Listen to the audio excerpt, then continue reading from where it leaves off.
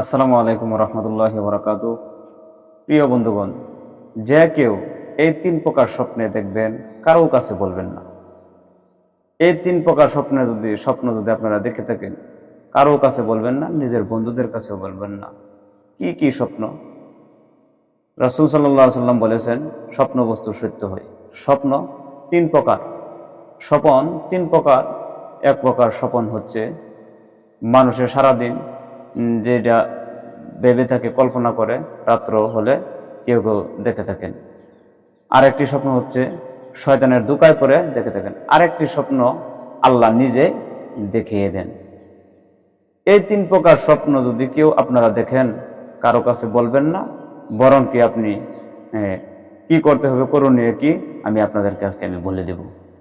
বহুত মা বোনেরা আছেন, বহুত ভাই বন্ধুগণ আছেন, দুঃস্বপ্ন দেখে থাকেন।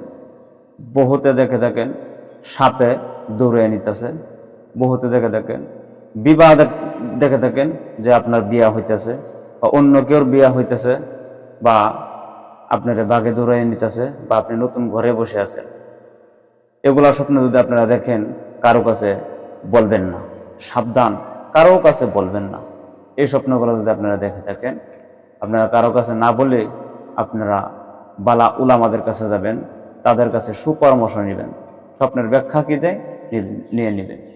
আর তারপরে যদি আপনি কারো কাছে না বলেন, না বলে আপনি নিজে নিজেই আপনি যদি এরকম স্বপ্নে দেখে থাকেন যে কালো সাপ একটি আপনাকে দৌড়াইতেছে, আপনাকে আঘাত করতে চাইতেছে, তাহলে আপনি কারো কাছে বলবেন না। স্বপন এমন একটা জিনিস, স্বপন দেখার পর মানুষের মৃত্যু ঘটে যায়। কেউ কেউ বলে থাকেন, আমি আজকে অমুক স্বপ্ন দেখছি, তুমুক দেখছি, তুমুক দেখছি, মানুষের কাছে বলে দেন, কিন্তু বলবেন না। কেউ বলে থাকেন যে আমি যেই স্বপ্নটি দেখি ফলে যায়, কিন্তু হ্যাঁ, ফলে যাবে, এরকম কিছুগুলা স্বপ্ন আছে।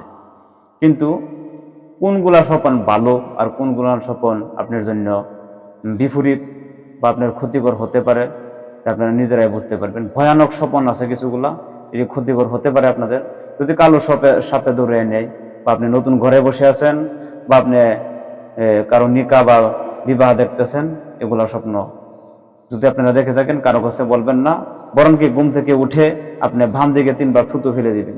3বার থুতু ফেলে দেওয়ার পর আপনি 2 রাকাত নফল নামাজ পড়তে পারেন, আল্লাহর কাছে ক্ষমা চাইতে পারেন। আরো একটি কাজ করে দিবেন, আপনি গোপনে সদকা করে দিবেন। গোপনে আপনি দান খেরাত করে দিবেন। দান খেরাত হয়েছে আপনার জীবনের মন্দ কাজের মুক্তি করে দেয়। দান খেরাত আপনি মনে মনে দান খেরাত করে দিবেন।